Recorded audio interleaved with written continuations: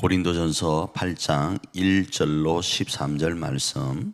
우상의 제물에 대하여는 우리가 다 지식이 있는 줄을 아나 지식은 교만하게 하며 사랑은 덕을 세우나니 만일 누구든지 무엇을 아는 줄로 생각하면 아직도 마땅히 알 것을 알지 못하는 것이요, 또 누구든지 하나님을 사랑하면 그 사람은 하나님도 알아주시느니라. 그러므로 우상의 제물을 먹는 일에 대하여는 우리가 우상은 세상에 아무것도 아니며 또한 하나님은 한 분밖에 없는 줄 아노라. 비록 하늘에나 땅에나 신이라 불리는 자가 있어 많은 신과 많은 주가 있으나 그러나 우리에게는 한 하나님 곧 아버지가 계시니 만물이 그에게서 났고 우리도 그를 위하여 있고 또한 한 주 예수 그리스도께서 계시니 만물이 그로 말미암고 우리도 그로 말미암아 있느니라. 그러나 이 지식은 모든 사람에게 있는 것은 아니므로 어떤 이들은 지금까지 우상에 대한 습관이 있어 우상의 제물을 알고 먹는 거로 그들의 양심이 약하여지고 더러워졌느니라.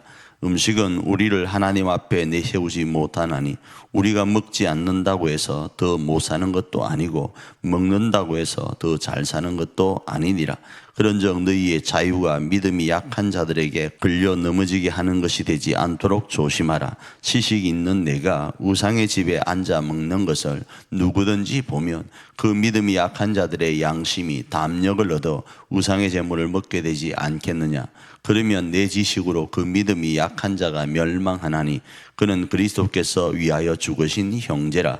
이같이 너희가 형제에게 죄를 지어 그 약한 양심을 상하게 하는 것이 곧 그리스도에게 죄를 짓는 것이니라.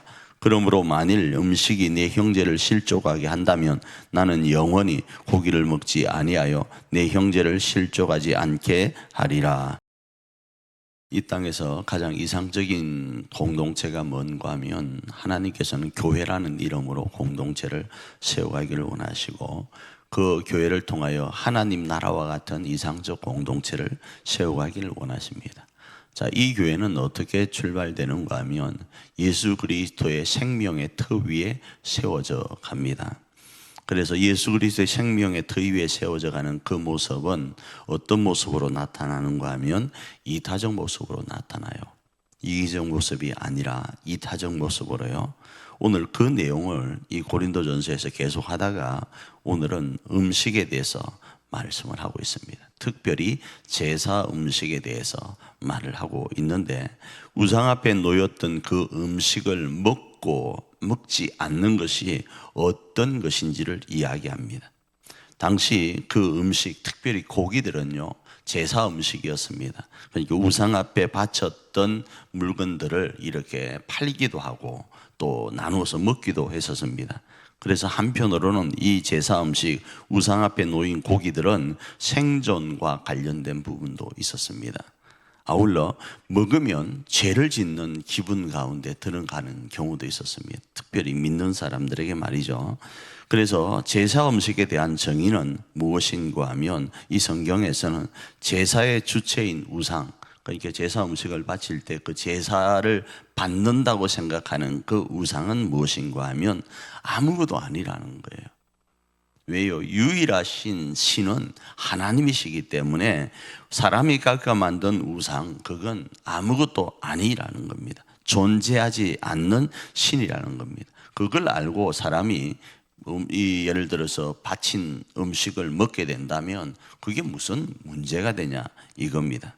자, 그 속에서 제사의 주체인 우상은 말 그대로 아무것도 아닌데 그곳에 뭘 바쳤다고 해서 그 음식을 먹는다 먹지 않는다로 가지고 형제를 정죄할 수 없다 이겁니다.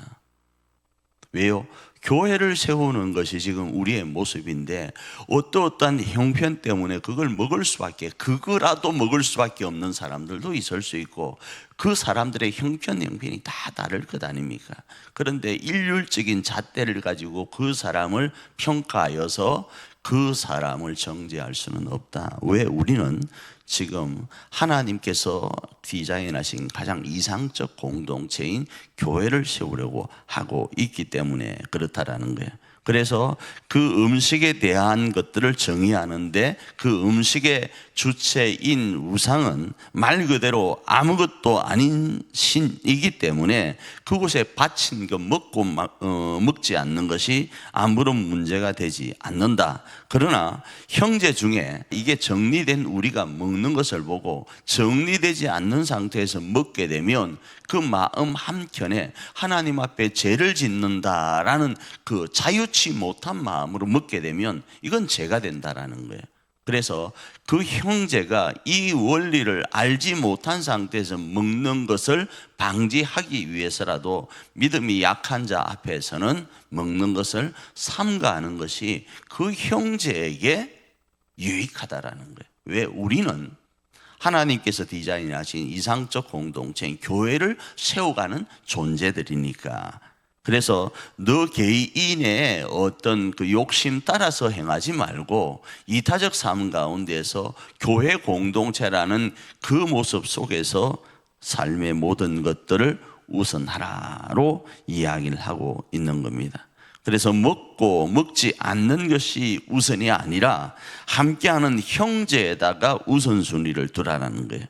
그래서 앞부분, 우리가 읽은 앞부분에서 사랑이라는 단어를 쓰고 있는 거예요. 나중에 우리가 나오는 고린도전서 13장에서 사랑에 대한 이야기를 할 겁니다.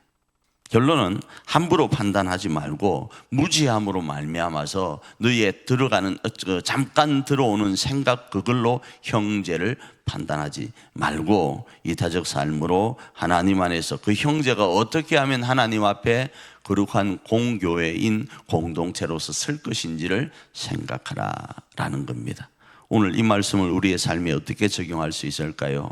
우리가 다 안다고 하지만 실상은 형제가 오늘, 자매가 오늘 어떻게 살아가고 있는지 다 알지 못합니다. 왜 이런 반응을 그 사람이 했는지 다 알지 못합니다. 함부로 정죄하고 일반화할 것이 아니라 오늘 이 주신 말씀 속에서 저 형제나 저 자매가 어떻게 하면 하나님 앞에서 온전한 모습으로 설 건지, 그게 내가 이타적 모습으로 어떻게 도움을 줄 것인지를 생각하면서 하나님께서 디자인하신 가장 이상적 공동체인 교회를 세워가는 저와 여러분 되기를 축복합니다.